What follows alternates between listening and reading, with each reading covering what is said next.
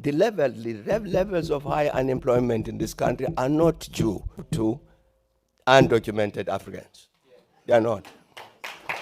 Into esicelayo babeki, into esicelayo khehla, ngicela ukuthi ulalele ngoba wena unenkani wena baba, unenkani wena. Ngicela ukuthi usilalele thina eSouth African. Sikhuluma njalo ukuthi into esicelayo kuwe or into esicela ku government ukuthi sicela ukuthi laba abantu mabafika la bangene ngomthetho baba verifyiwe and kungangeni wonke la. Kumele ukuthi wena bambeki kokuqala when you became the president at that time after uMandela you were supposed to make sure ukuthi those systems are in place. Uzokhuluma umbhedo la ubaba umbeki. Yazi yankasula lo khehla. Ntate Mbeki, re enough ke di speech nyana tse tsa hao tsena tse iketsang sekon pampiri. O faile ampe ntate Mbeki, o faile we.